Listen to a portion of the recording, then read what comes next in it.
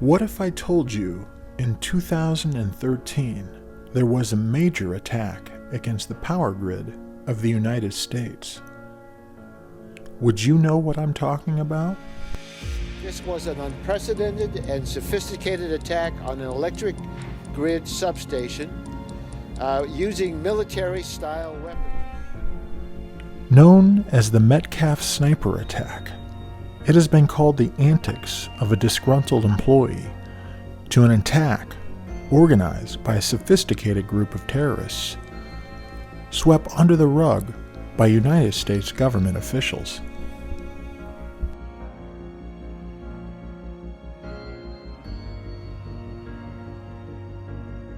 April 16, 2013, the Metcalf transmission substation just outside Coyote, California, owned by PG&E, the Pacific Gas and Electric Company.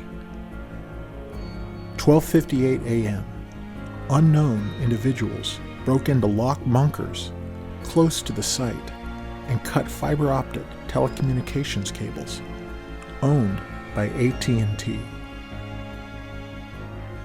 1:07 a.m., customers of Level 3 Corporation lost internet service. 1:31 a.m., internal security camera pointed at the fence of the substation captures a streak of light, likely a signal from a flashlight, to the hidden shooters. It was followed by multiple muzzle flashes and sparks seen hitting the fence of the substation.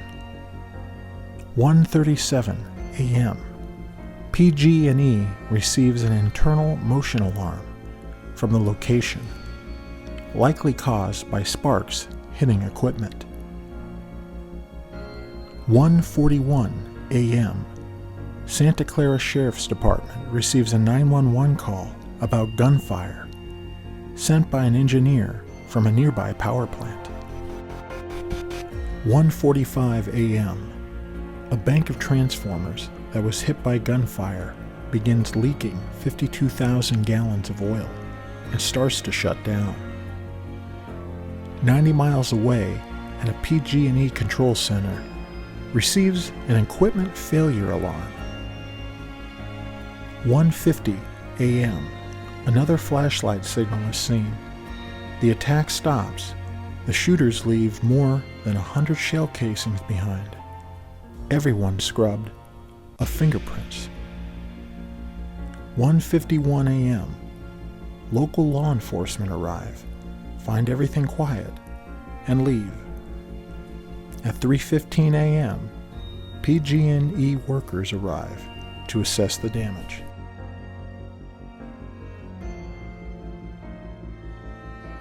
To avert a blackout, power officials had to reroute power from nearby Silicon Valley-based power plants. While there was no widespread blackout that morning, we are left with theories only. Was this part of a grand planned heist somewhere nearby? Cut power and make off with some loot? There's been no evidence to prove this theory. In the days ahead, PG&E and AT&T offered a $250,000 reward, leading to the arrest and conviction of the perpetrators.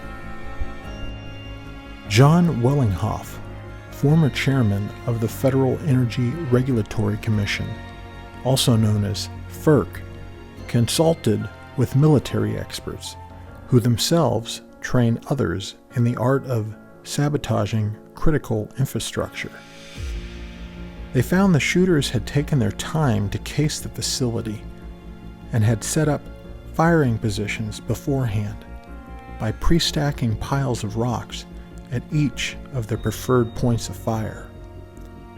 They found a total of 5 firing positions. The shooters had the knowledge and know-how to break into secure bunkers to cut communication lines. The shooters aimed at cooling fins, causing transformers to fail, overheat, and shut down.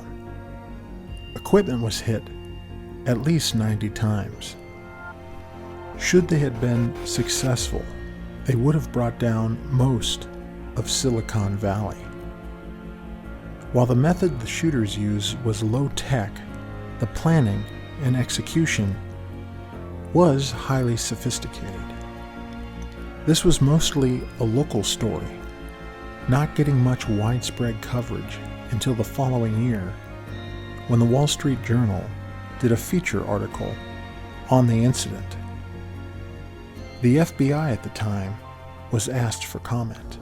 John Lightfoot, the FBI's top counterterrorism official for the San Francisco Bay Area, told media, "We don't think this was a sophisticated attack. At this point in the investigation, we are not aware of any political or social agenda that has been advocated." Basically, the FBI said this does not meet their threshold for terrorism. What was the cause for Agent Lightfoot's word soup? Many critics called the FBI's response weasel words, while even today we don't know who the perpetrators were or even their motive. We do know, however, that across the United States there are 55,000 electrical substations. A follow-up Wall Street Journal article shows that the entire U.S. could suffer a coast-to-coast blackout if saboteurs could shut down just 9 key substations.